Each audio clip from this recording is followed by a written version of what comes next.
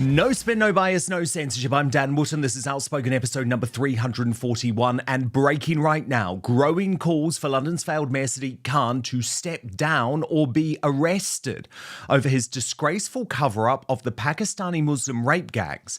But what hope of that is there, given the Met Chief Mark Rowley is in on the scam too?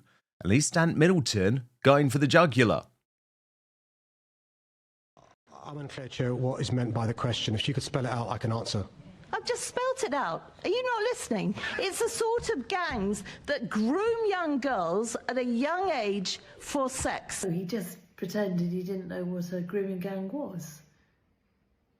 The question I cannot understand is, why is there a reluctance for people to admit that these gangs exist? Sadiq Khan promotes his religion over his people, and that isn't the religion within our country. Our religion within our country is Christianity. And there is growing fury as we come on air over the Met Police for cancelling Ukip's march in Whitechapel for mass deportations this weekend, which Nick Tanconi had asked peaceful Muslims to join. Note how the Met Police did not cancel an Islamist pro-Palestine march on October the 2nd, the day 2 people were killed in a terror attack at the Manchester synagogue. And unlike our protests, the Islamists turned violent and attacked the police. Isn't it interesting? The Met Police regularly say they have no powers to stop all sorts of abhorrent extremist protests. Yet when it comes to us, they are able to trample on our rights. Meanwhile, Labour pushes ahead with plans to make criticising the Islam takeover of the UK illegal, just as we hit a tipping point. Taking over the country officially, England's over. Allah Akbar. Yeah, what are we lining up for? This is historical. We are here to stay. Like I say, we're not here to take part. We're here to take over. I love it. Many of these fans are active or former soldiers who have taken part in Israel's genocide in Gaza. They should be investigated for war crimes the moment they set foot onto British soil. Finally, mainstream politicians are speaking out, prompting the expected meltdown from James O'Brien. Islamism is now a force in our society and our politics.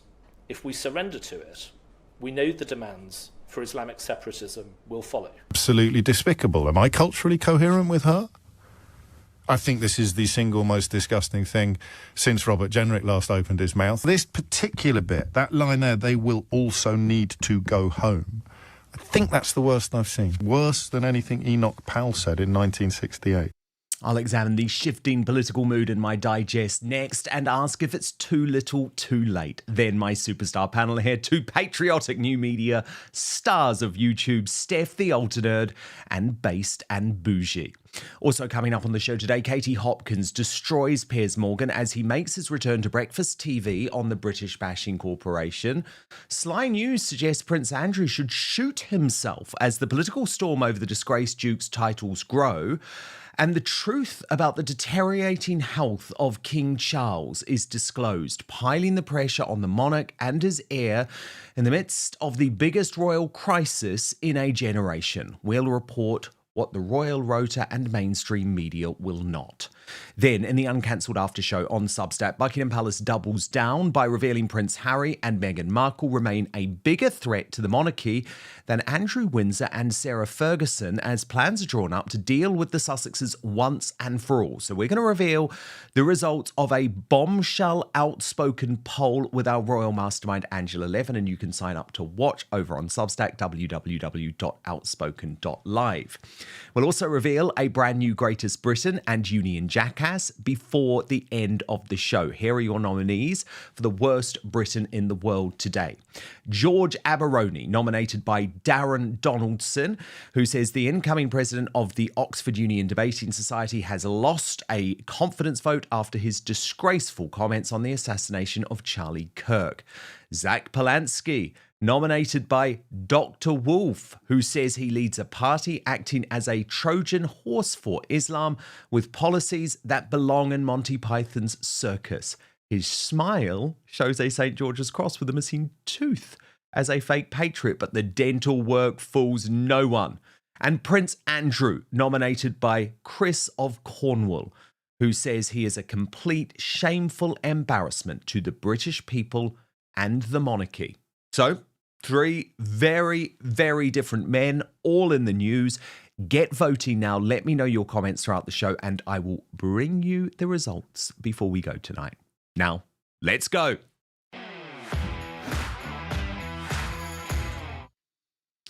Mainstream political figures are starting to express the previously unimaginable.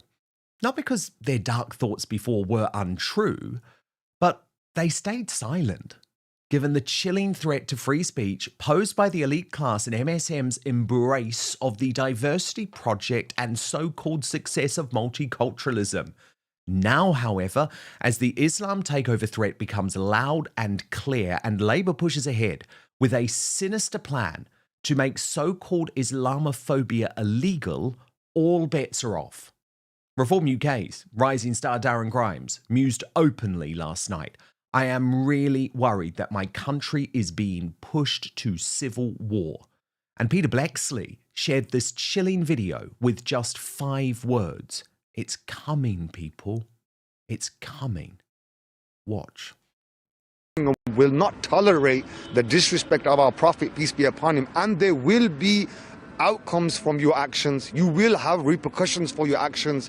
We have been trained from birth that we must defend the honor of our Prophet, and we will lay our life on the line. Okay, you know, the other argument is, okay, so if you don't like it here, go to your own country. But why would we do that when our forefathers were instrumental in rebuilding this country after World War II? It was our grandfathers who worked in the factories 20 hours. It was our grandfathers who came here and run the infrastructure. It was our grandfathers who brought you the lovely curry, which is your national dish. So how can you tell us to go? We're not going nowhere. We are here to stay. Like I say, we're not here to take part. We're here to take over. I like that. Taking over the country officially. England's over. Allahu Akbar. Yeah, what are we lining up for? This is historical. This is historical. I don't see this for Fajr. Guys, we went down a whole alleyway and there's still a man here. As Jonathan Wong surmised, Shakil Afsar, founder of the Islamic Independent Candidates Alliance, openly declaring, "We're not here to take part, we're here to take over." When fifth columnists tell you who they are, believe them. But we know that's not how the MSM operates, which is why Holmes Useless was able to become First Minister of Scotland despite being the most incompetent politician of his generation. And it's why the regime media is ignoring the horrifying but completely predictable revelation that London's failed Mayor Sadiq Khan covered up the Pakistani rape gang scandal in the capital city. I asked you this question last week and you found every which way but not to answer it. Just how many grooming gangs have we got in London? To avoid any misunderstanding, can she define what she means by that? Yes, if you look at what's gone on in Rotherham, where there are people taking young girls, grooming them for sex, that is what I'm talking about. We know in London there are issues about exploitation of young people, but they're not as defined by the member in her definition of what those types of gangs are. Liar, liar, scumbag. Because even the Met, Britain's biggest police force, under Khan, has reversed a long-held denial, which heaps further shame, by the way, on Mark Rowley, the Met chief. And trust me, if this were any other politician, you would have a major scandal in the MSM, given Khan's political rival at the next mayoral election, the independent candidate and TV star Ant Middleton, has called for his arrest, writing he must either step down with immediate effect or be arrested as a security threat to London, Great Britain, and more importantly, for endangering the lives of British citizens. This surely is the last straw for this rage baiter and extremist propaganda pusher. The damage and harm he is causing to London is beyond political protection. He has to go. Tommy Robinson's 3-word verdict was damning. He must go. And as Chris Rose accurately summed up, The accusation that Sadiq Khan was part of a grooming gang cover-up in London just makes this image even more revolting. An insult to victims. Knighthood should be rescinded. But what hope is there? Given Khan is protected by his mates in the Labour government and the MSM. Susan Hall, who, as you just saw, has rightly been targeting Khan on grooming gangs for months, is indignant. You, like me, will not understand why Sadiq Khan, when I asked him if we had grooming gangs or rape gangs in London, why he didn't just answer, it's something we're worried about, we're looking into, or yes, we do, it's being investigated. He didn't say no, he just pretended he didn't know what a grooming gang was. The question I cannot understand is, why is there a reluctance for people to admit that these gangs exist? Why does there appear to be a cover-up? Because if you talk to those victims, as I have, because so many have contacted me, for which I'm really grateful, when you listen to their stories, you would literally cry. Because these are vulnerable girls, and it does happen to boys as well. What sort of a society are we that we can't look after the most vulnerable? It's shocking, it really is. And Sadiq Khan has shown his true colours. Every time I've asked him, you have seen what he's done. He's tried to pretend he doesn't know. He's just worked the clock down so that I don't have any more time to ask questions. I'm sorry, that's not good enough. It's not good enough. As Ant Middleton put it, by playing dumb, Khan has ultimately condoned their actions. Such an endangerment to life, especially young British girls. He must be held to account. Failure to do so will have huge consequences on the safe and security of our capital city. Reckless with so many British lives. Shocking. Promising a zero-tolerance policy for extremism, he added after posting this hilarious Trump-style AI video. Yes, love it, love it. That's what we need. As I sit and have my morning coffee and gaze out of the window at the capital of England and its rich history, culture and landmarks, I have this overwhelming sense of protection and preservation. I will fight with every inch of my being to make this city and its people safe and secure once again for all to enjoy and thrive. Londoners and London deserves to be protected against the evil forces that walk within it and lay bare over it. I will overcome evil with good. And what's critical is that Ant made it clear to me at Unite the Kingdom that Khan's Islamism will be part of the story. The world's greatest city. Sadly, you're right. And I've got my work to cut out. And that's why I want people to remember their roots. I want to remember where they come from. I want them to remember that, you look at our courts. It's Christian. They're done on Christian values, beliefs. Everything is done under Christianity. Look at our calendar year. We've got Easter. We've got Christmas holidays. Every Sunday is going to be church. I think when you try and dive into this multiculturalism, if we're of all cultures, that means we're culturalists, right? And then that means we have no identity. Yes. And here's where lies the problem. Sadiq Khan promotes his religion over his people.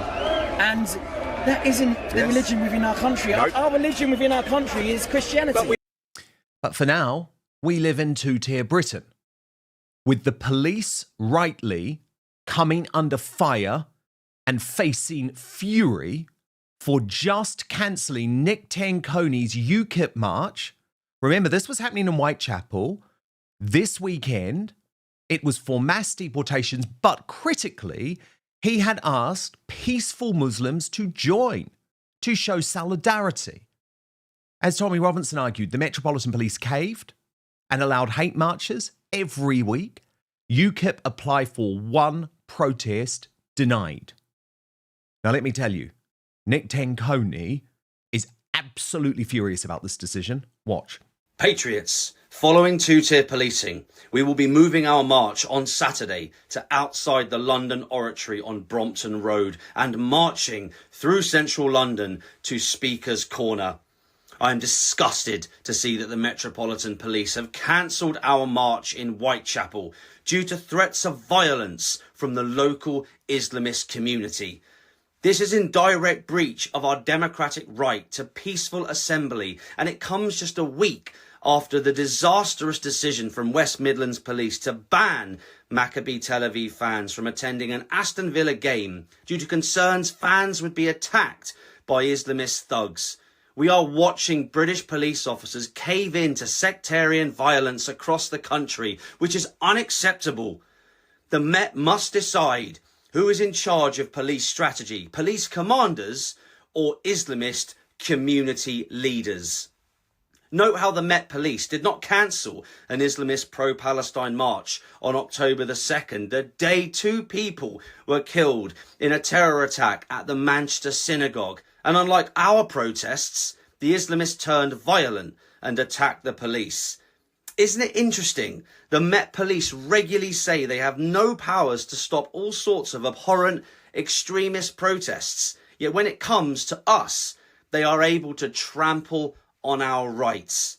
This is two-tier policing at its worst, and the Met have at best signified they have lost control of the streets of London, or at worst, are complicit with the Islamists in stifling our democracy. We will not be bullied, and we will now be meeting outside the London Oratory at 1 p.m. on Saturday, the 25th of October. Patriots, we will not be deterred from taking our country back. I mean, good on him. But I completely appreciate the fury. Because this is two-tier policing, folks. We are living through this. However, increasingly, there is an acknowledgement on the British right that tackling Islamism and rejecting multiculturalism has to be part of the conversation. As Tory rising star Katie Lamb managed to horrify, and I love this, both Zach Polanski and Robert Peston in one go on Woke ITV last night. That the vast majority of the country agrees with Katie Lamb. But just look at James O'Brien's hysterical reaction, proving why the MSM is dying on its arse. Think of a more dehumanising turn of phrase than this. It's not the fault of the individuals who came here. They just shouldn't have been able to do so. They will also need to go home. What that will leave is a mostly but not entirely culturally coherent group of people. Well, how are they going to decide whether you're culturally coherent? Will they check that you're racist before you can stay? Will they check that you're white? Will they check that you're Christian? Will they check that you're Anglican? I find this woman absolutely despicable. Am I culturally coherent with her? I think this is the single most disgusting thing since Robert Jenrick last opened his mouth. This particular bit, that line there, they will also need to go home. I think that's the worst I've seen. Worse than anything Enoch Powell said in 1968. By the way, James O'Brien, Enoch Powell didn't say anything wrong. He may have expressed it inartfully, but there was a reason that he was warning against mass immigration, right? You agree, surely. Of course, anyone, though, knows that the hatred, racism and true threat to Britain has all been coming from the left, as the unhinged Zara Sultana has proven perfectly in Parliament.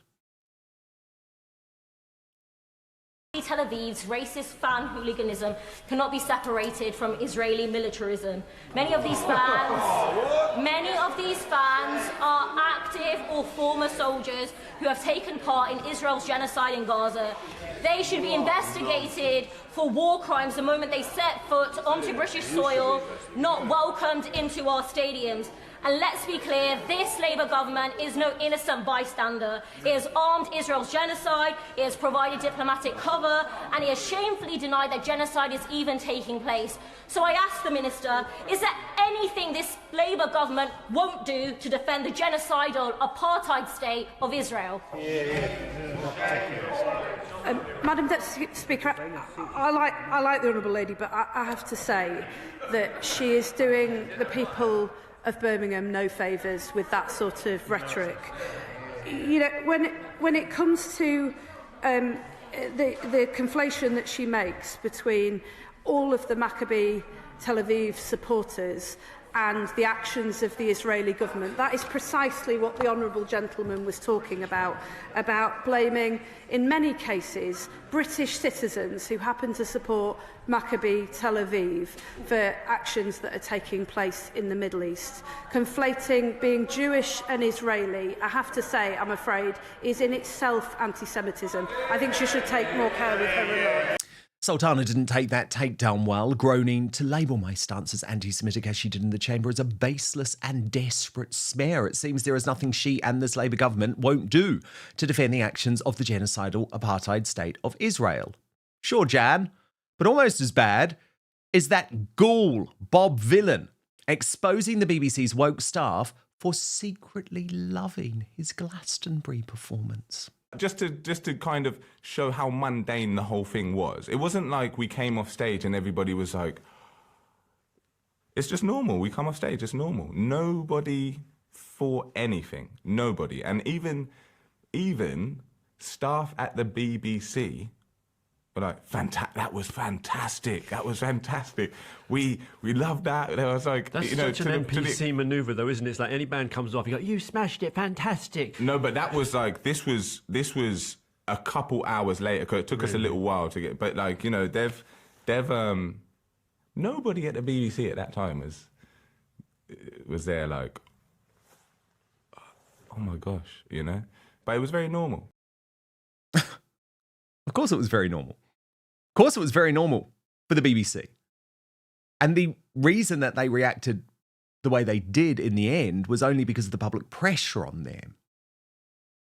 It's interesting, though, because as Nigel Farage refuses to talk about the growing Islam threat, Tommy Robinson pointed out, the Conservatives seem more willing to discuss this topic than reform. Now, that was certainly the case with Nick Timothy's speech warning. This is a very, very important speech, by the way, warning of the threat of Islam separatism.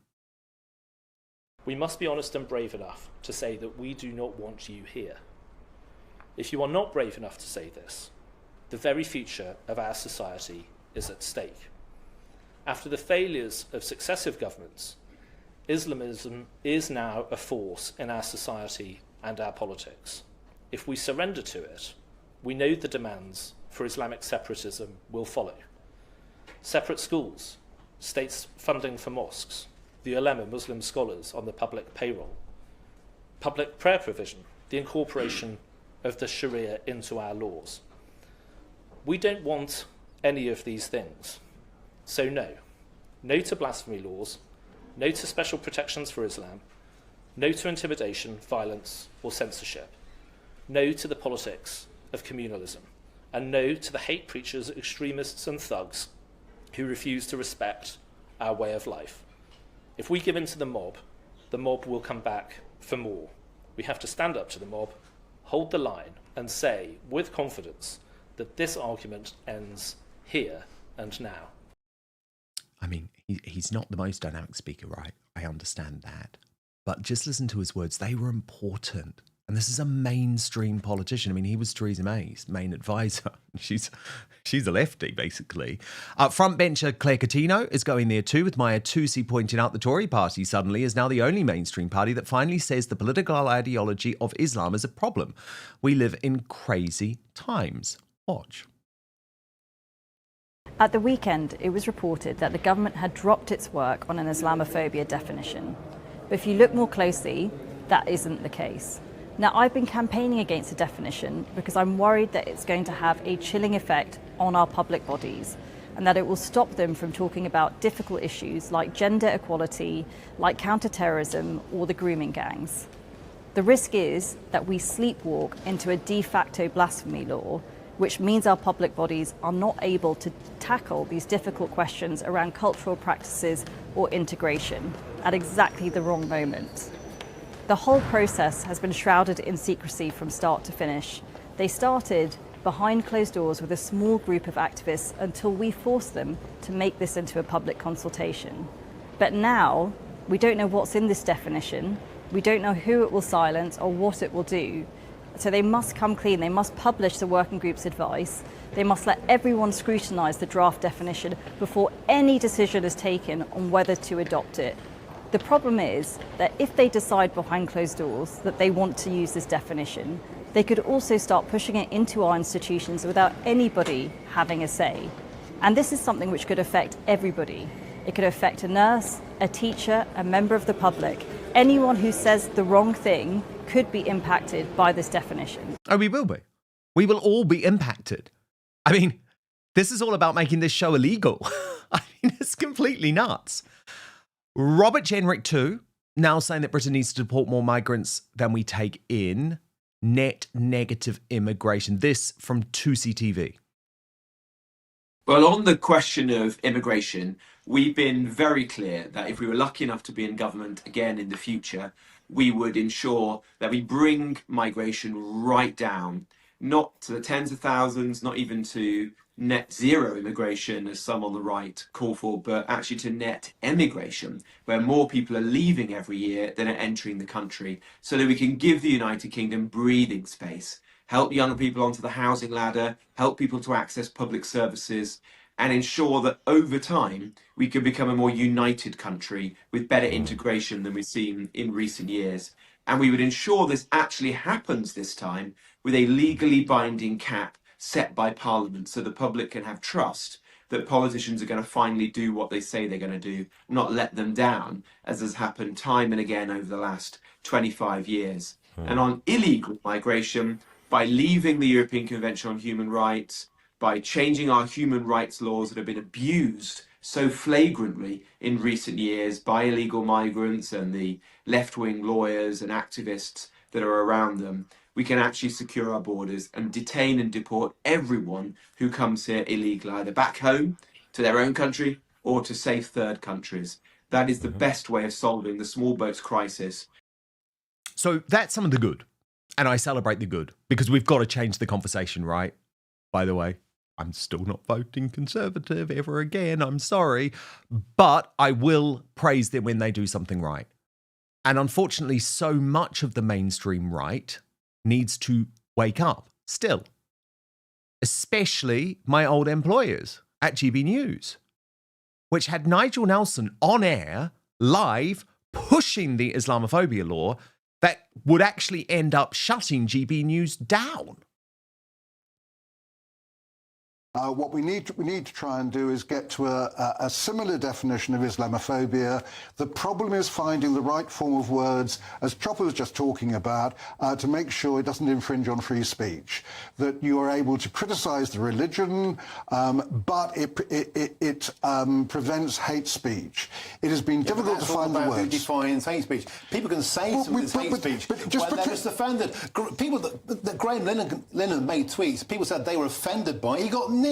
That's the point. If you give extra leverage, people will use it. Nicked in a case abandoned. Nicked in a case abandoned. But if you have a definition of anti-Semitism which people can largely accept, there are bits of that I find a bit difficult. But anyway, that you can largely accept. Why should you not strive to get a definition of Islamophobia? Well, because quite simply, in its present form, the phrase Muslim rape gangs is Islamophobic. No, it would not be. It would not be. The whole thing is that if you're making a simple description like that, that's exactly the kind of things that you wouldn't want an Islamophobia law to outlaw. And it wouldn't. And the whole point is it's difficult finding... Statements of facts might be offensive. They can't be illegal. No, well, that's what I mean about it. That would be a fact. To say that would be a fact. What the problem with the wording is to make sure that you can criticise the religion of Islam without criticising Muslims.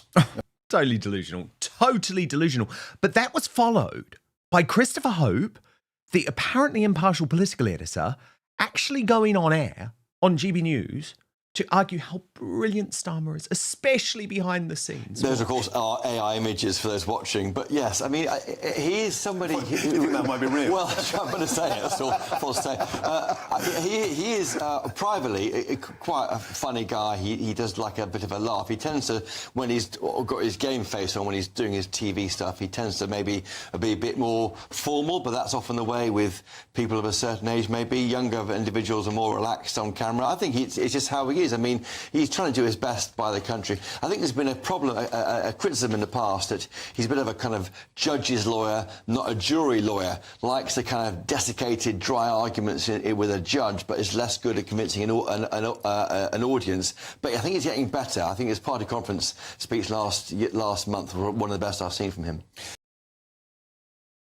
Chopper is quite right there. Keir Starmer in private is actually very funny.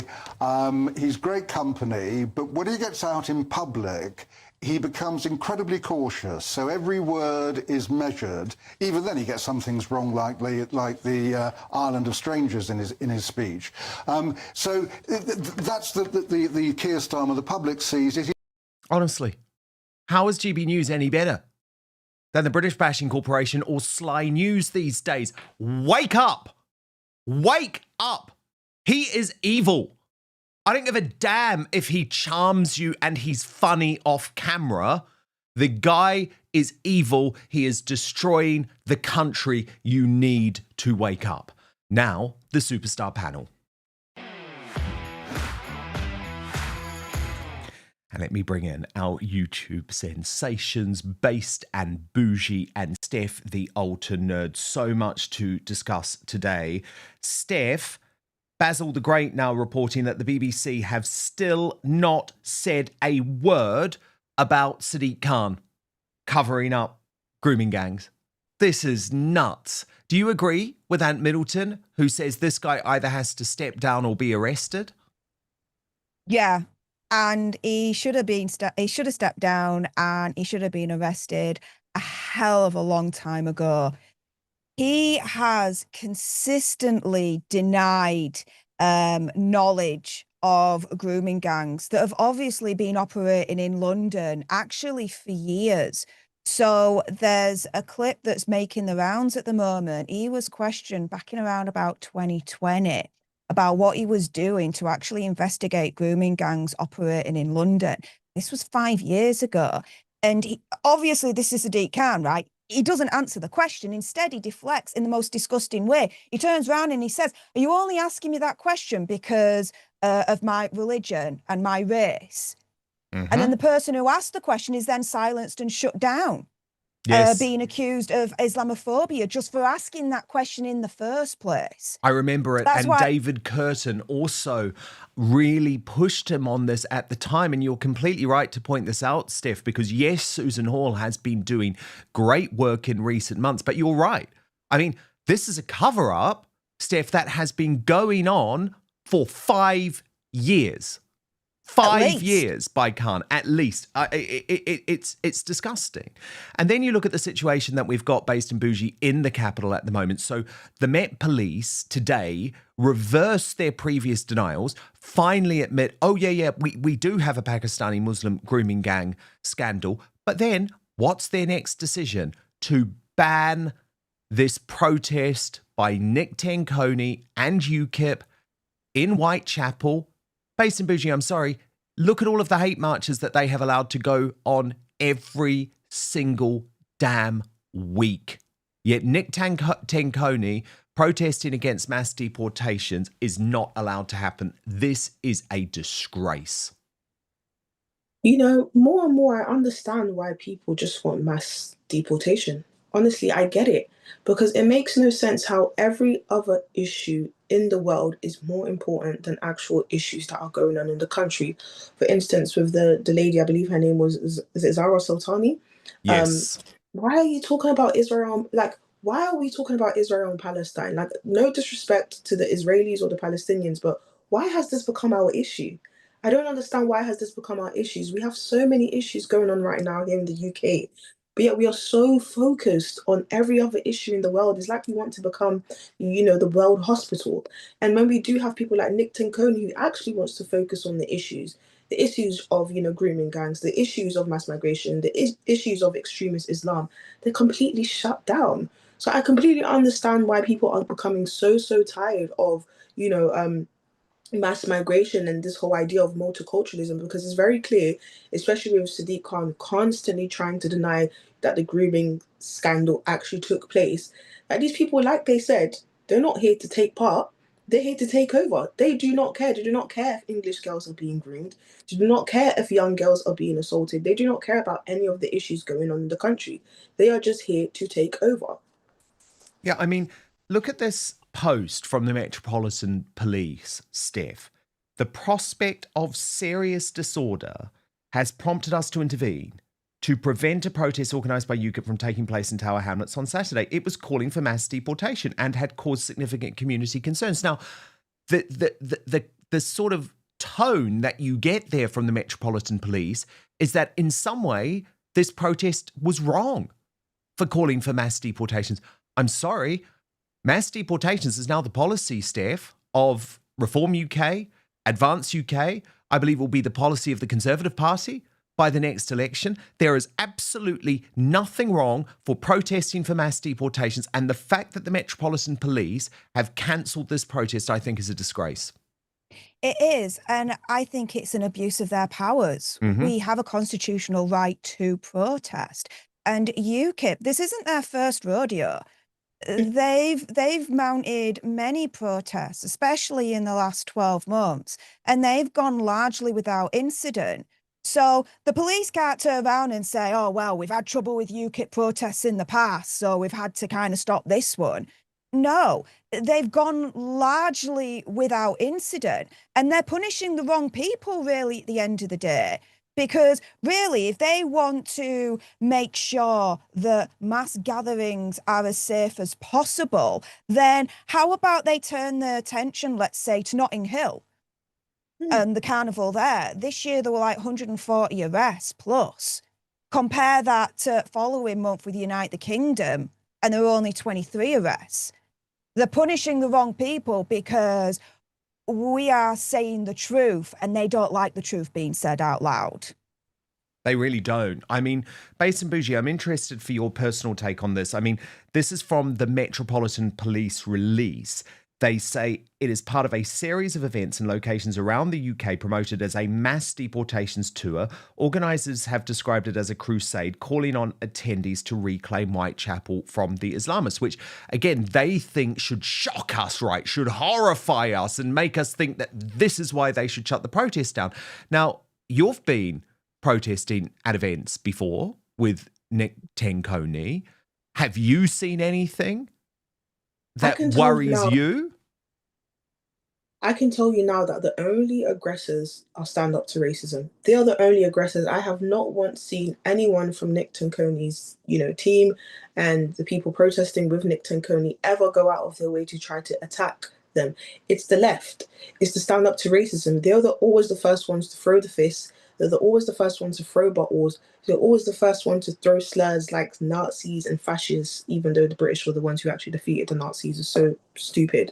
But I've never, ever seen Nick Tenkoni and, his crew of people ever go out of their way to attack. And let me just make something very, very clear. Whitechapel does not belong to the Islamists. It does not belong to the Bangladesh community. It does not belong to the Pakistani community. It belongs to the English people. And this is what I'm so sick and tired of. I'm so sick and tired of other communities coming into this country and trying to reclaim areas as if it's theirs. No, it's not. It's not yours. 100%. Even me as someone who's non-Black, one thing my parents have always told me is that, yes, I'm living here. Yes, I'm British, but the native people have the first say.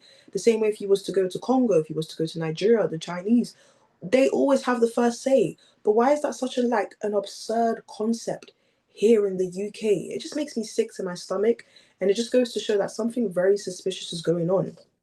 Totally agree. Something suspicious is absolutely going on, Base and Bougie, because when you think about the fact that the Metropolitan Police do not believe it is appropriate for a mainstream political party, this is UKIP we're talking about, to host a protest saying that they want to take back one of our brilliant historic areas, Whitechapel, from the Islamists, they think that's inappropriate. Well, I'm sorry. I think there is something very, very suspicious going on. And let me be clear. I'm not going to hide what I believe it is. London is now taken by the Islamists. There is an Islamist in charge of London. And he has covered up the Pakistani Muslim grooming gangs. We're not going to hide away from what is happening to our capital city. And by the way, Well done, Ant Middleton, for making the early running and being very clear Khan should either step down now or be arrested. Breaking today, Katie Hopkins has destroyed Piers Morgan for making his mainstream comeback to the British bashing corporation on breakfast television.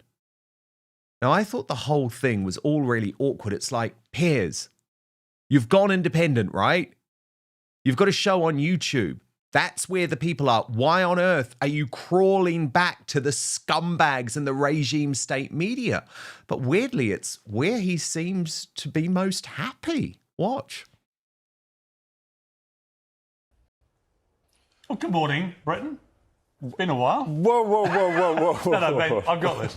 I nipped out for 2 minutes. Off we go. They wanted somebody a little bit younger, a little bit more handsome. You're not having a fever dream. Good job. Piers Morgan, welcome. Good morning. Are we going to swap? Let our Ben back on. Well, I don't have to be quite so hasty. Move around. Don't get too comfortable. Ben, don't be so insecure. Morning.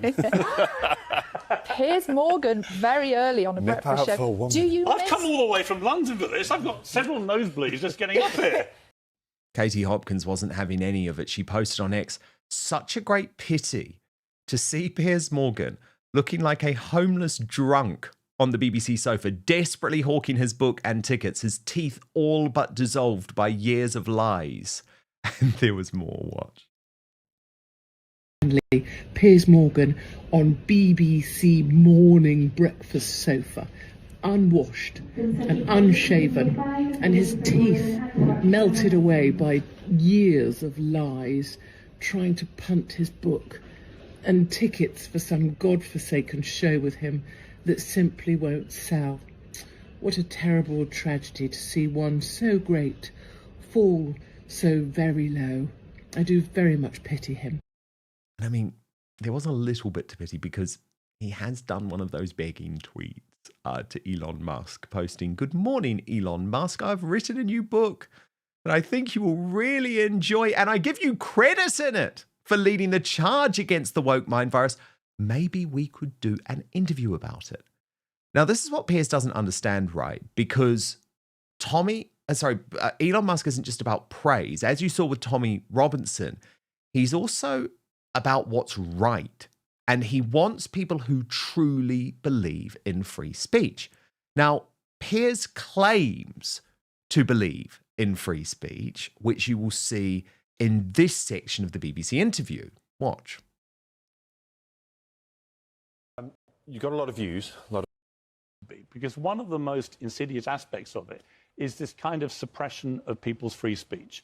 And I got really exercised about this. I think in the last few years, we kind of lost our minds, where people felt they were not able to express themselves freely. You know, I have members of my family who fought in World War II, for example, for the right to defeat the Nazis and save our free speech. And the idea that we have this new kind of fascism, I call it, where if you say the wrong thing, you do the wrong thing, you get shamed, vilified, cancelled, destroyed.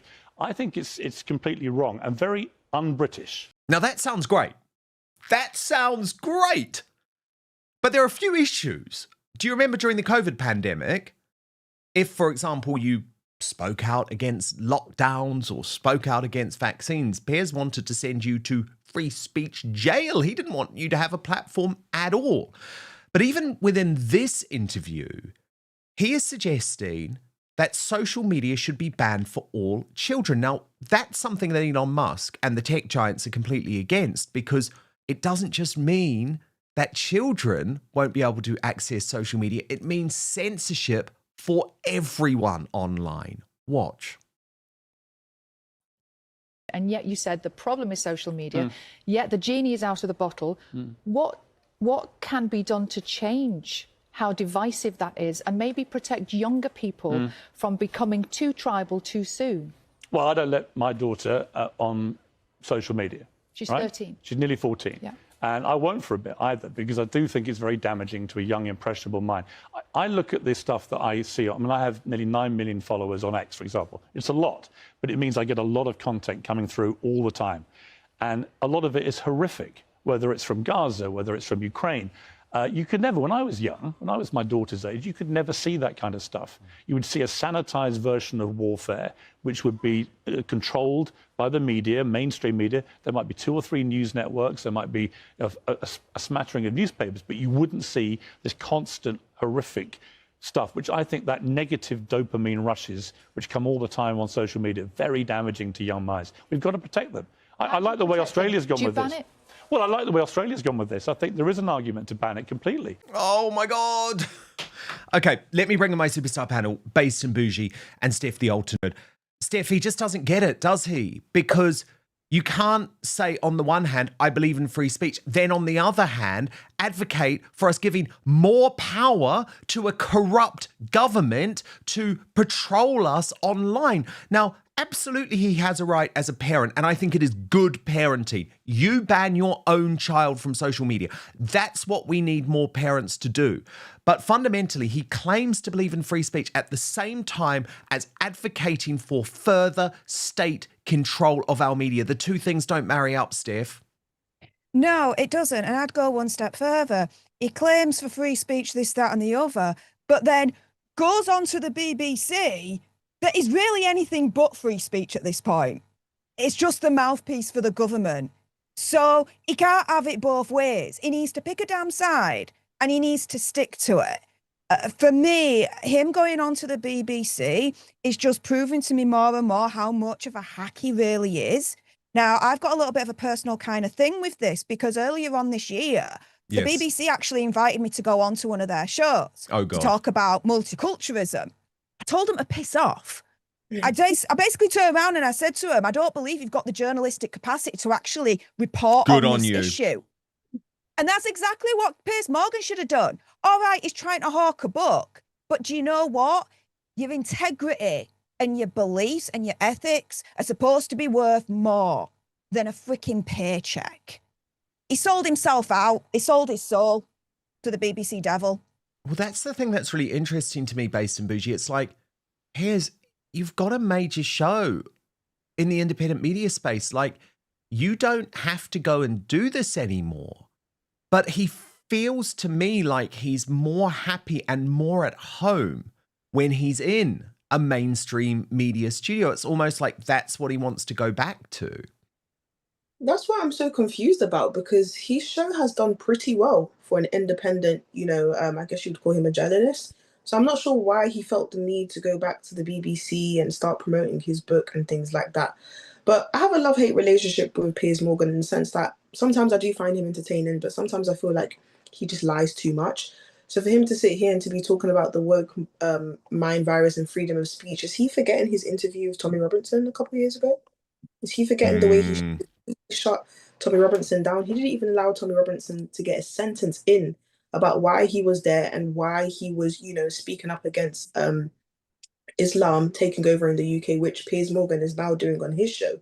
So Piers Morgan, I don't know, he's good at his job, but the way he is constantly hypocritical, I can't tell if he's doing this on purpose. I can't tell. Yeah, I mean, and God, don't get me wrong, it obviously is an entertaining and very successful show, Outspoken. Well, no, his is called Uncensored. Mine is called Outspoken, which is way better, right? Way better. But I think what a lot of people choose to forget, but I don't, is that time during the Good Morning Britain era, which was all about shutting people down if they didn't give in to the COVID narrative, and that was so damaging to this country. The BBC did ask Piers Morgan if he's considering running for Prime Minister. Watch. You've got a lot of views, a lot of opinions. Have you thought about politics? Would you consider a career? Well, somebody did say PM for PM has a certain ring for it. Was it PM who said PM for PM? I think it was a few PMs, actually. You know what? I've never hankered to be in politics, but I do look at the current situation in our country and do think, wow. I mean, it does seem to be a shockingly mediocre top tier of politicians. And I think back to when I was young, when you felt like the cabinet, for example, was full of really smart intellectual people who'd all done things in the real world which had been successful. I don't get that sense anymore. Those kinds of people don't want to go into politics, and I think that's a shame. I would also go the Singapore route, which is they pay their politicians $1 million each, and they remove, in one fell swoop, they remove corruption as a potential way for people to go down. And I think that there's an argument, if you pay peanuts, you get monkeys. And I think we've got to start paying politicians better, but with that, more accountability, and we demand more from them. Isn't that the problem, though, that so many of us just can criticise from the outside, from the sidelines? We all have views, but none of us are actually going to put our hat in the ring and say, you know what, I could change this. I could do this better. Yes, it is, but I do think there are fundamentals of running a country. I went up to Keir Starmer at a party this summer. I said, Prime Minister, I gave him my unwanted views. But I've known him a long time. We're fellow Arsenal fans. We're top of the league. I know I'm in Manchester, but we are top of the league, and we're going to stay there. How long for? Until the end of the season, until the trophy lifted. Sorry, I don't want to probably derail win you. it around my birthday, March the 30th. I don't want to upset my Manchester fans, both of them, with that, but that's what the current situation is. But I went up to him and I said, Prime Minister, can I just offer you some advice? I said, you've been in power for a year now. I said, you've done so many U-turns and you've made so many pledges you haven't kept. Why don't you just stop making pledges? Just stop making pledges. I mean, they're up to about 20 now. I mean, I think what's interesting to me is he's at a party with the Prime Minister, right? That's a different sort of world. That is a Westminster insider world. Now, Piers did also speak about his departure from Good Morning Britain. And I did want to talk about this because he seems to argue that because he was cleared by the off-communist, the state regulator of television, that means that he is a responsible journalist. And it's like, can we please just move on from this rubbish, right? Like, I'm proud that the off-communist found in breach of me on GB News, and I had to leave as a result, because what did that prove? I was pushing the boundaries. I was questioning the narrative, and the state wanted to shut me down. So this whole boast about, yeah, I got lots of complaints, but I did nothing wrong because the off-communists said I did nothing wrong. Like, who cares? They shouldn't be controlling our speech, full stop. Watch this. Tough. Did you also find sort of the confines of television? You know, Yes. or traditional linear television. In, you know, there are certain rules around how you make shows like this. Not in so much as what you can say, but how you make them. Was that difficult for you? Well, we're going to find out in the next few minutes, aren't we?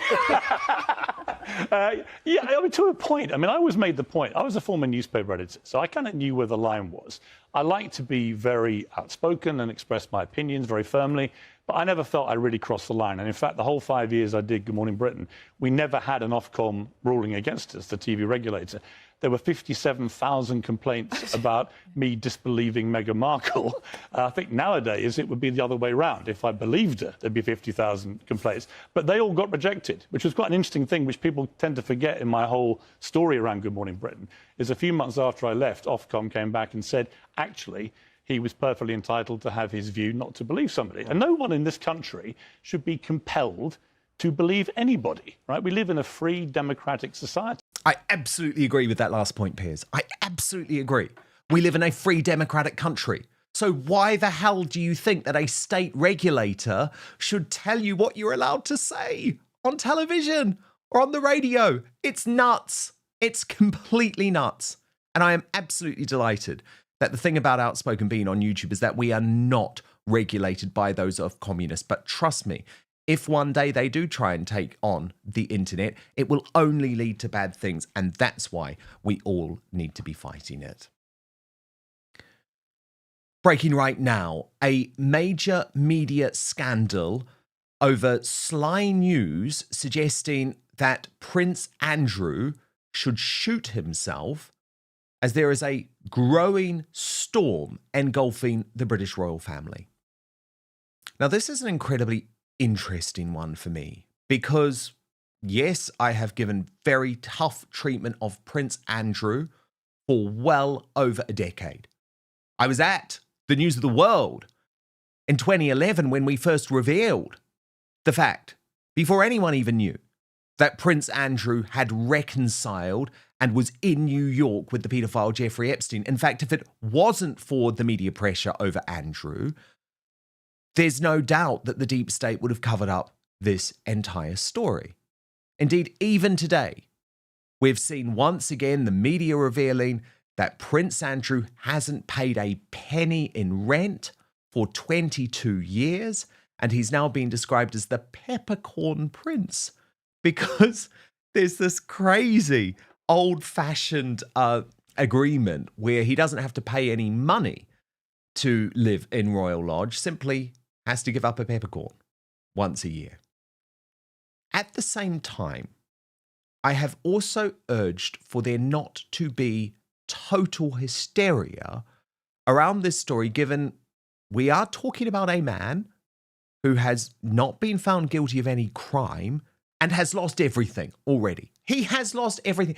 Prince Andrew is now a figure who will go down in the history books as one of those awful footnotes, right? Queen Elizabeth II, greatest monarch of all time, had a really terrible second son who was caught up with one of the world's most infamous paedophiles, and he lost everything. Prince Andrew can't change that, but he poses no clear and present threat to the royal family as a result, unlike Prince Harry and Meghan Markle, who are actually trying to destroy it. But for me, and you know I'm a free speech absolutist, and by the way, I'm not calling for Sly News to be shut down, and I'm not calling for Nigel Cawthorne to be cancelled. But for me, they really cross the line. Really cross the line about the type of media world we want to live in, the type of society we want to live in, especially given everything that's gone on in recent weeks in regards to Charlie Kirk.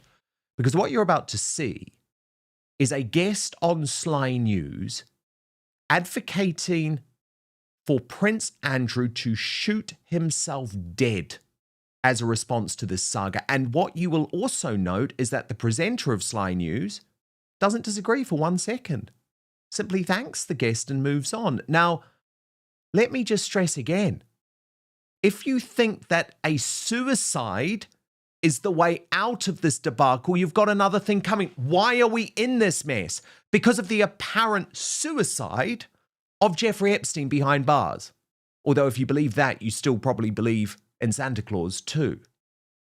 So watch this really shameful piece of broadcasting. I know many might disagree with me, might think that is the route to go down. But again, do we really want to live in a society where we now have the mainstream media advocating for someone to kill themselves? I don't think so. Watch. Say, of course, that there's no imputation of guilt of Prince Andrew. The presumption of innocence is with him like everybody else. However, it's the royal family. He's an honourable man. He's an officer and a gentleman. Now, the traditional and honourable way out of a situation like this involves a tumbler of whiskey, a loaded revolver in the study.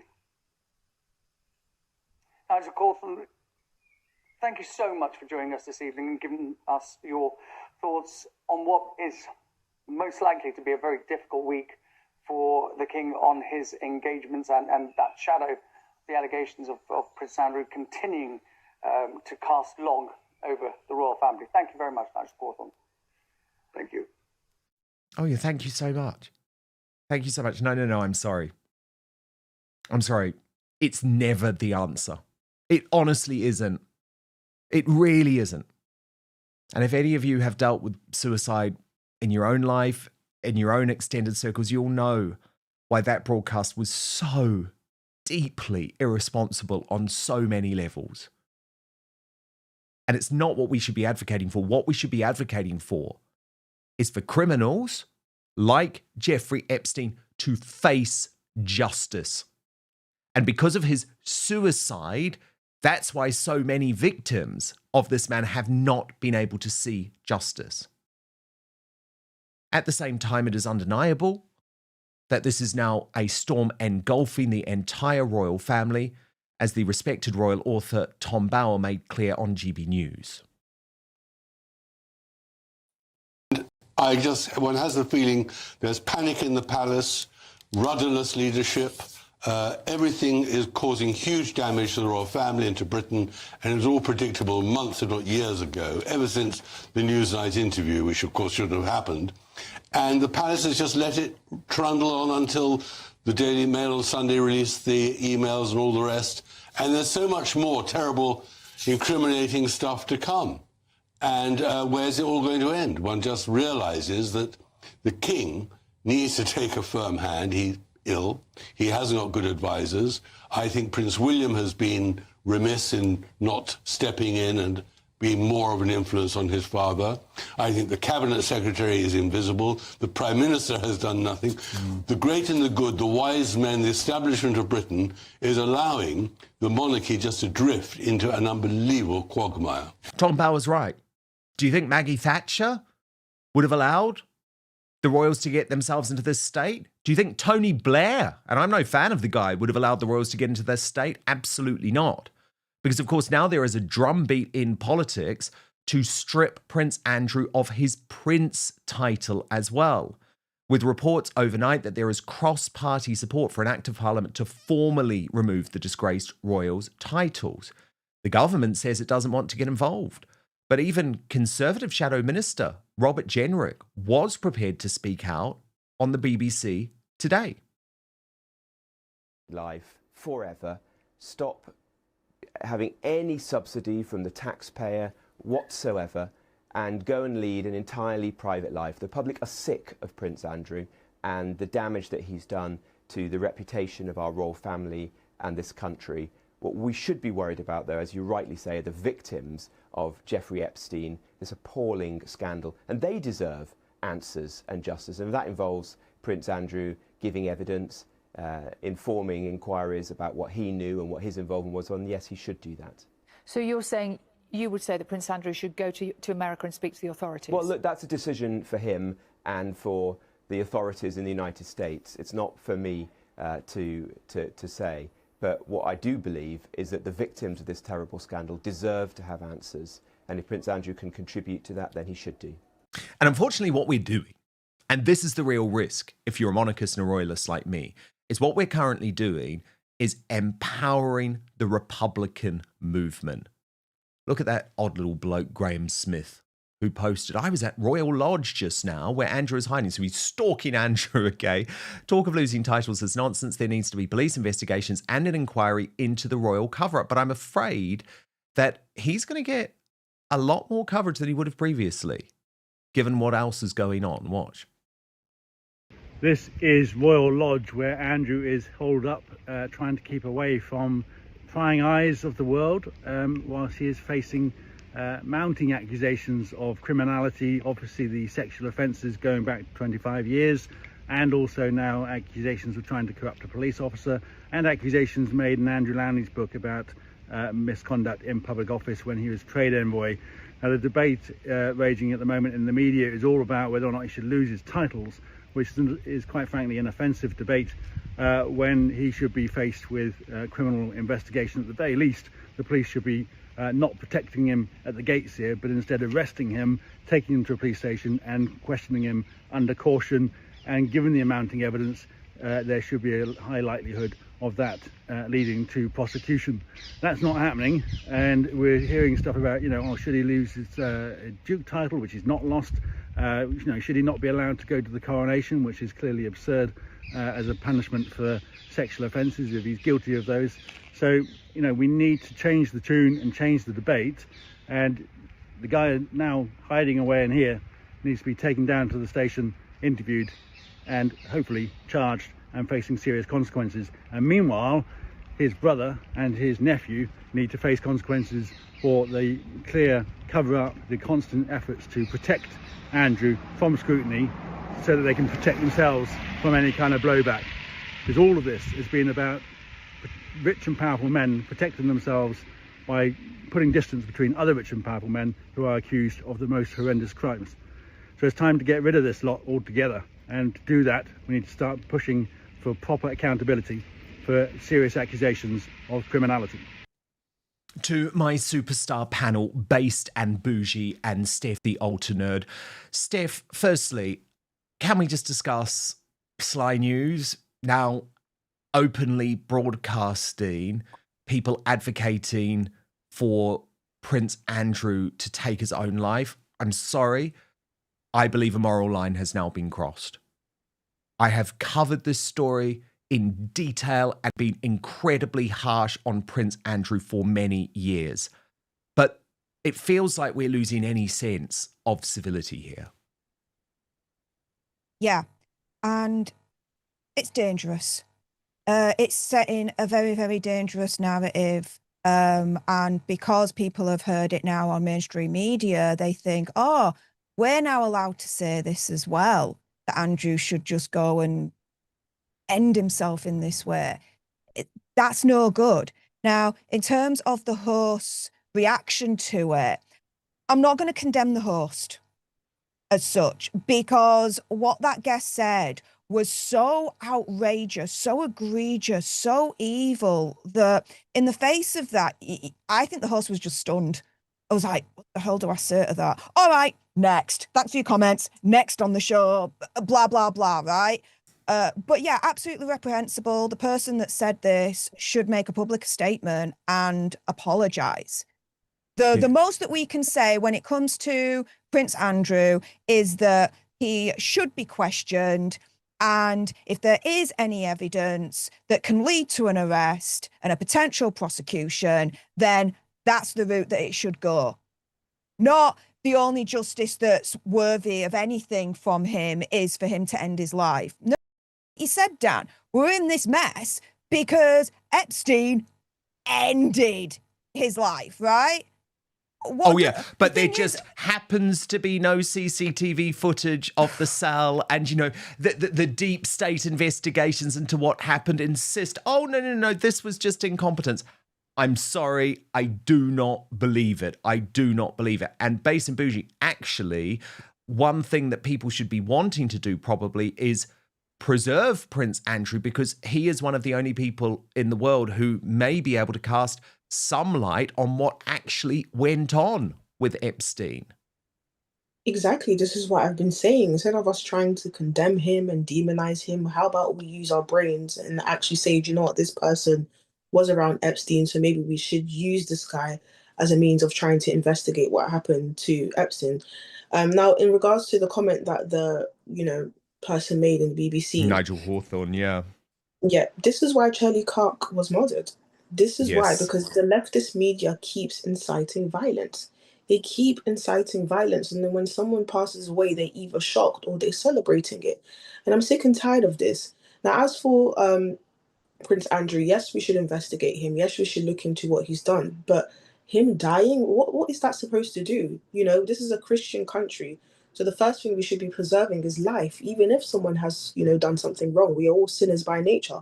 Not only that, but we're always talking about the great replacement and, the demise of British values. I think a big plan or big part of trying to bring down British culture and British values is by trying to take down the royal family. This constant attack that we are seeing towards the royal family, whether it's through Harry and Meghan and attacking, Prince Andrew, is them also trying to take down British culture. Because one thing I, love about the royal family, is the fact that in a world where everything is changing, the royal family is the one thing that has stayed the same. It's the one thing that has preserved itself. It's still very conservative. It's still very British. And we should be proud of that. We should preserve that. But in every corner of the media, they're just trying to destroy it and demise and, bring its demise. And I'm just sick and tired of it now. Indeed. Absolutely. Very, very well put. And I just think we've all got to be clear and to consider it. And of course, we have been covering this story and uncovering this scandal since 2011. And as Steph says, if there is criminal activity, Prince Andrew, of course, should be investigated just like anyone else. But when we get to the point where commentators on television are openly advocating for him to go and take a revolver and shoot himself, I think we've jumped the shark on this. I really, really do. Breaking today, King Charles's health is at the centre of why he has been unable to properly handle the Prince Andrew scandal. The mainstream media will not report this. as loyal Outspoken viewers know, I have been prepared to sensitively go there. And I'm going to explain why again. Because yes, King Charles is an individual who deserves respect, but as the monarch, as the head of state, there is huge significance in terms of the state of his health. And the reality is that there is a growing feeling within the British royal family that King Charles is indeed dying, and that is why power is shifting to Prince William. That is why Charles's appearances are becoming few and far between, and he is looking unwell. And of course, I have so much sympathy for him in regards to this, especially given he was struck by this terminal cancer so soon after taking the throne. Of course, there is almost a Shakespearean tragedy-like storyline to the life of Charles. But at the same time, we do have to be realistic in terms of what this means for the British royal family and the decisions that a King William V is going to make, both in terms of Andrew and in terms of Harry and Meghan. Now, I'm going to give you some context to all of this. I think it's important, and I do want to do it sensitively. First, this is what Lady Colin Campbell revealed here on Outspoken. The King is not in any position health-wise to add to any stress and burdens that he already has. I mean, his cancer is not curable, or is certainly, let me rephrase that, for public consumption.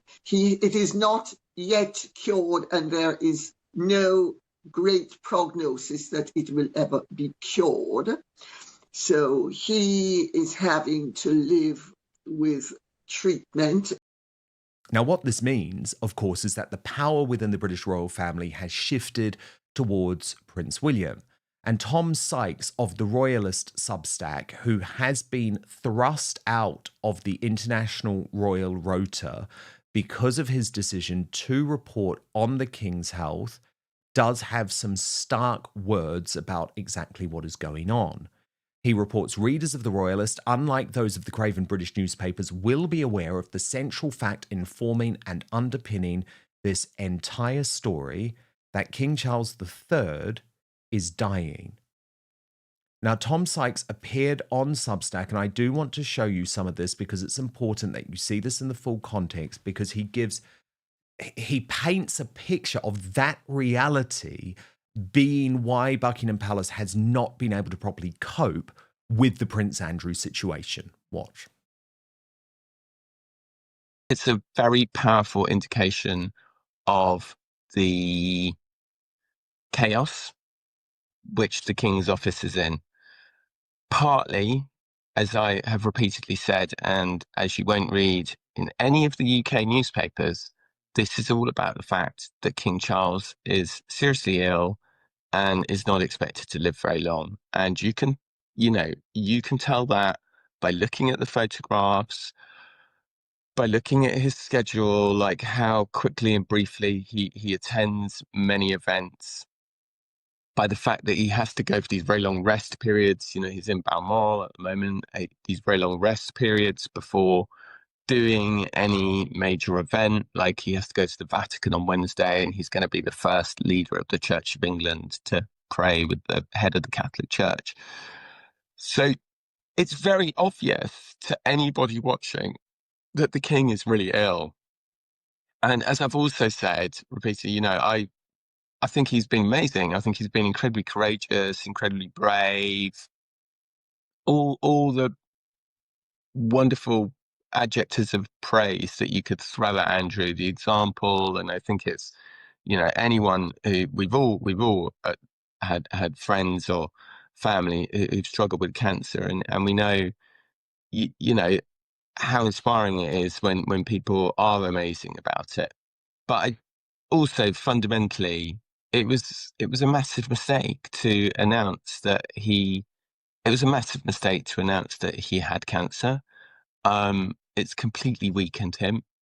The Queen did not even tell her own family that she was dying, and she had bone cancer at the end of her life, the last couple of years of her life, which is very, very painful.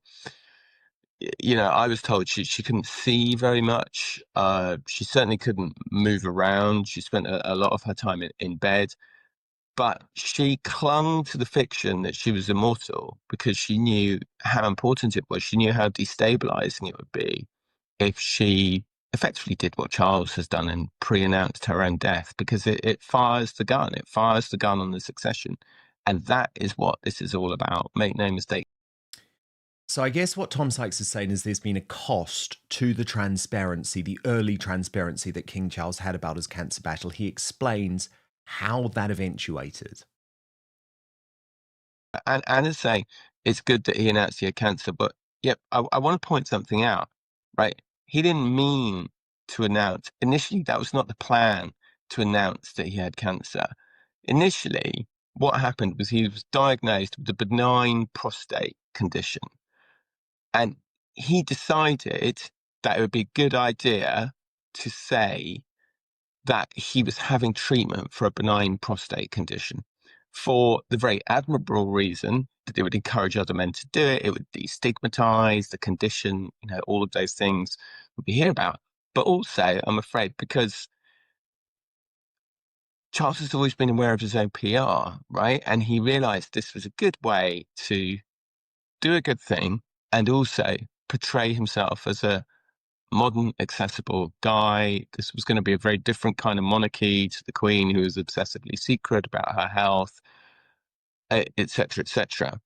But then, when he went in for the benign prostate treatment, they found the cancer while they were doing that.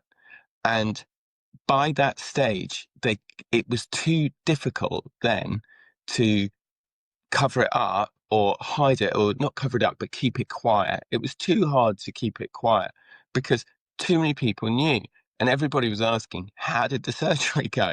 So they would have been forced into a direct lie, and you know, direct lies that are not unknown in royal communications, but too many people knew. Like, if they hadn't said in the first place that he was going for the benign prostate treatment, which I think was a form of water ablation, which is quite a common treatment for guys as they get a bit older.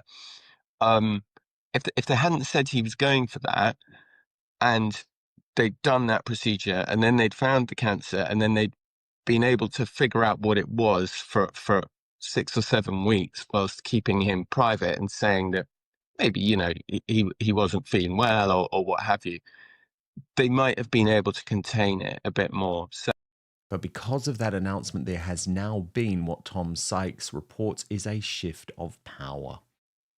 So the power starts to drift away. And that's why Charles's office is being managed so badly, why it's so chaotic, why the messaging is such a mess, why on Wednesday we were being told, oh, there's no point stripping him of the Duke title, he'll still be a prince. And on Friday, suddenly the King's acted decisively and stripped him of his Duke title. Now he's still just a prince, which is like nothing. Do you know what I mean? It's like, so the whole thing is it's really very hard to understand everything that's going on in the royal story at the moment if you read the new UK newspapers, which basically talk about Charles's illness as if he has, you know, a nasty cold, or he's a guest at a dinner party who cannot be, you know, who cannot be offended or something like that. So I think, well, what all those people do, someone's saying, I can't imagine what all those people actually do, 1,000. I mean, that is a good point, but it is, the point is, it is a huge operation. It's a huge operation, and you know, people want to be on the right side of the coin. They want to be allied with the right person. Rob Shooter has also sort of gone there in his most recent reporting, writing, King Charles's brave battle as Prince William protects the crown. The walls of Buckingham Palace are whispering with concern, not scandal, as King Charles III faces the greatest battle of his reign, a serious, closely guarded illness that has left even his fiercest critics full of admiration for his courage. Royal insiders tell Shooter Scoop the 76-year-old monarch is seriously unwell but determined to carry on, refusing to relinquish his duties despite growing fatigue. He's exhausted, but he won't stop, says one longtime aide. Every morning he insists on reading his red boxes. He believes his service to the country is his calling, and he'll keep going as long as he can. Behind the scenes, Prince William has taken on more responsibility. Even the decision to strip Prince Andrew of the Duke of York title was a joint act of resolve, father and son united to protect the institution. So, to my superstar panel, Based and Bougie, and Steph, the Alter Nerd. So, Steph, of course, on one of your channels, you cover the royal family. Where do you stand on this? Because obviously reporting on someone's health is difficult. My view is that because he's the monarch, it's certainly historic. It's not something that we can ignore. And at the same time, given the Prince Andrew scandal, it really does provide some type of insight into why so much of this power is moving to Prince William. Okay, so I don't really report on the King's health unless it is confirmed from the palace itself. I don't really discuss it much or touch upon it much because, yes, he's the king, and I see your point that you're making there, Dan. However, he's still a human being, and we're talking about private medical information, and everyone has a right to their privacy when it comes to their medical information, whether that be the king, whether it be Hazard, Megsy, Princess Catherine, you know, anyone. Now, in terms of that clip that you played from Tom Sykes, that Tom Sykes really pissed me off. It wasn't a massive... Go on. Right. Here we go. All right. Oh my goodness. Here we go.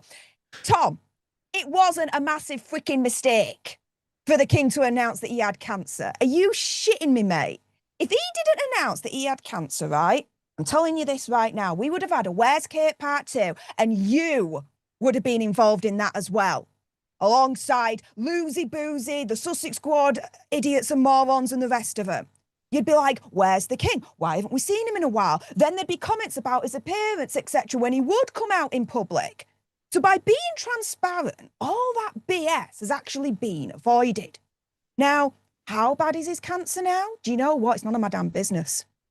We know, right, that King Charles, to coin a little bit of a phrase from you, Dan, has a superstar royal panel to help him and his duties. You've got the likes of Prince William, Princess Anne, Duchess Sophie, Prince Edward, etc. So, for example, with the Prince Andrew situation that you're referencing, reports are coming through that Prince William really was the main architect and the force behind getting Andrew's titles effectively removed. So, with that kind of superstar royal panel backup that the king's got, I'm not worried at all with the king and his capacity to undertake his duties. He's actually following, as far as I'm concerned, his mother's footsteps to undertake his duty as king to his country and us for as long as possible. And that, to me, needs to be applauded. Absolutely. And I do applaud that. And it was heartbreaking to see him looking the way he did yesterday. But I guess the difference with the late Queen and Prince Philip is that people like me who were reporting on the royal family at the time knew that they were suffering from cancer. I mean, certainly the late Queen in her last couple of years had very, very serious cancer, but she chose not to announce it. So while I completely agree with you, I think Charles's transparency should be applauded.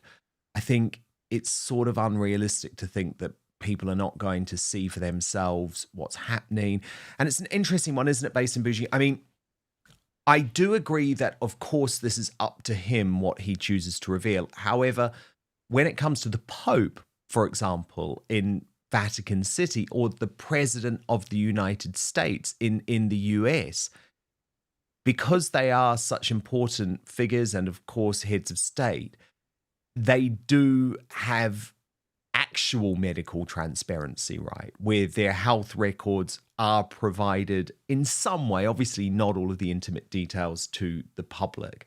So I don't know, it's an interesting debate, but I think certainly where it has become very relevant in this story, Based in Bougie, is that it's William who's now calling the shots, right? And it's William who demanded that action was taken on Prince Andrew. It's William, who wants to see, I guess, the king go one step further. You know, he doesn't think it should be Prince Andrew at all.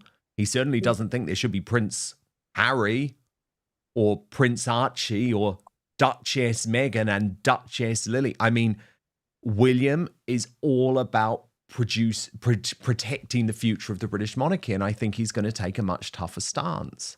But I guess that's relevant based in Bougie, because, you know, if he was not going to accede to the throne for another 20 years, then maybe it would be less relevant. Do you see the point that I'm making? Yeah, I mean, he is the heir to the throne, so of course he's going to take quite a harsh stance, and he's going to be the one that's going to try to move the decisions around. But I guess ultimately, whether King Charles, you know, let the public know about his health issues or not, I think the main thing we need to remember is that the royal family, they're still human beings. You know, I think people actually forget that they're still human beings. They should have a right to be private, or they should have the right to be public. Now, in this case, I think that King Charles definitely should have been public about his health issues, and we should be applauding him for that. Because look what happened with Kate when she wasn't public. There was so many rumors swirling around about her disappearing, people even saying that she was secretly dead. And it just causes so much stress to the actual institution of the royal family. So ultimately, my personal opinion on this is that I think we should just remember that the royal family are human beings, and that we shouldn't, you know, pressurize them on when they shouldn't inform us on their, you know, medical issues. Steph, would you like to see King Charles go further on Prince Andrew, or do you feel that the statement released on Friday night was enough? Because there's certainly a sense of growing, I guess, political outrage in the United Kingdom that Andrew has effectively been allowed to do what Harry and Meghan were allowed to do, right? Which is just say, oh, don't worry about us. You know, we're not going to use these titles. We're not going to use our HRH status, when, of course, we know in Harry and Meghan's case, they have been. So my understanding is the difference with Hazza, Megxi and the Prince Andrew situation is that with Prince Andrew, it's been put in pretty much abeyance. So it's this like legal agreement that Prince Andrew has got with the royal family where he's not able to use the titles again. They didn't do that with Hazza and Megxi. So that's the first thing. In answer to your other question, should they go further? Well, that's a difficult one to answer, really, in a way, because he has put the royal family into disrepute. And the main thing that members of the royal family have to do is to protect the monarch, protect the crown at all costs, which is what Prince Andrew hasn't done. So he does need to fall on his sword in order to protect the crown. At the same time, as you said earlier on, he's not being found guilty of anything, but he's lost everything. But the evidence out there doesn't look good, so you can understand why he's losing everything all at the same time, just his association with Epstein alone. Bloody hell, I can understand why he's lost everything just on that. Then you look at all the emails that are coming out and more information coming out about how he's lied about his relationship with Epstein and the girls, this, that, and the other. And so I suppose coming around to that way of thinking, you know what? Let's put it this way. If an Act of Parliament came through to remove Andrew's Prince title, I'm not going to lose any sleep over it. If the royal family remove him from the royal website, again, I'm not going to lose much sleep on it. Yeah, I mean, it's interesting because Rafe Hadelman-Koo, who's a brilliant guy, you know, historian, broadcaster, excellent on royal matters, certainly a supporter of King Charles. And he's been pointing out some facts, just some clear facts around this. And based in Bougie, he just makes the point that Prince Andrew has not been formally stripped of his titles. Legally, he remains His Royal Highness, the Prince of Andrew, Duke of York, Earl of Inverness, Baron Killalea. So only Parliament can take action here. Well, I think personally, I think they should look into his association with Epstein. Why not? Honestly, the whole world is talking about Epstein. And, you know, obviously with Trump as well, trying to shut down the case, that was suspicious. So I feel as though Andrew is the one guy that could actually give us the truth. So if they give us some kind of investigation for that, then why the hell not? And then from there, we will find out whether he was guilty or not guilty. But one thing I've realized about the media is that once the media has branded you as guilty, you're guilty for life. So That's I feel the thing. like, yeah, once they've branded you as guilty, whether the Sun, the BBC, you're guilty. So I just think whether they go into the investigation or not, his brand will always just be 100%. guilty. And that's the thing. And I just try and be fair on this, right? I try and be fair on this because what you're saying matters.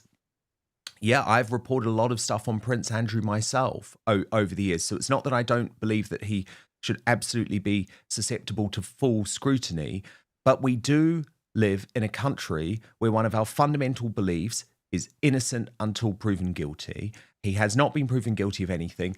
He did want to fight Virginia Giuffre in court, and he was asked not to, and the royal establishment came down on him like a ton of bricks because, of course, it would have overshadowed his mother's platinum jubilee. So it's a difficult one. It is a difficult one, but I think we've had an honest discussion about it here without hysteria, and that's important to me. Thank you so much to my two rising stars of YouTube and new media, Based and Bougie. You've got to subscribe to her channel, and Steph, the Alter Nerd, who covers the royal family, actually, as well as British politics and many other things. You're both brilliant. Love having you on Outspoken. Thank you, Steph and Based and Bougie. We're going to reveal today's greatest Britain and Union jackass in just a moment. Remember, Prince Andrew is nominated. But to your feedback now, Pexie Sterling says, every time I see Sadiq Khan refusing to answer Susan Hall, my blood pressure rises, and the fact he refers to her as she, I need medication. Jaina K5V says, I used to be an Anglophile, but you could not pay me to live in the United Kingdom now.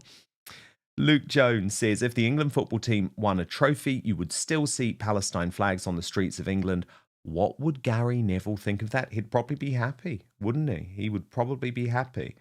And Solarian Unlimited, speaking of Piers Morgan, says, never forget this pompous twat was very unpleasant to those who refused the jibby-jabby to the point of refusing hospital treatment for those who didn't take the free liquid gift. Anglo-Saxon 666 says he's desperate to be back in the so-called mainstream. And Paul, on this revolting comment, I think, from a guest on Sly News advocating for Prince Andrew to shoot himself, says Sky News definitely crossed a line with that comment about Prince Andrew. So great feedback from you today. But let's reveal today's greatest Britain and Union jackass now. A reminder of your nominees of the worst Britain in the world today. George Aberoni, nominated by Darren Donaldson, the incoming president of the Oxford Union, who has finally lost that confidence motion. He's out, folks. Great news. Zach Polanski, nominated by Dr. Wolf, because he leads the Green Party, acting as a Trojan horse for Islam. And Prince Andrew, nominated by the Chris of Cornwall, for being a complete shameful embarrassment to the British people and the monarchy. Okay, your results are in. In third position, George Aberoni with 22% of the vote. The runner-up with 33% of the vote, the Green leader, Zach Polanski, but following in the footsteps of his ex-wife yesterday, today's Union jackass with 45% of your vote, Prince Andrew. And today's greatest Briton is Graham Linehan, nominated by the real Mick Cass, because the Met Police have dropped their investigation into his social media post, concluding that they will no longer investigate non-crime hate incidents. Good luck to him in suing them for wrongful arrest and false imprisonment. Okay, we're moving over to Substack now to continue the conversation in the Royal Uncancelled After Show. Buckingham Palace doubles down by revealing Prince Harry and Meghan Markle remain a bigger threat to the monarchy than Andrew Windsor and Sarah Ferguson, as plans are drawn up to deal with the Sussexes once and for all. So we're going to reveal the results of our bombshell Outspoken poll over on Substack with our Royal Masterman Angela 11. Please sign up www.outspoken.live.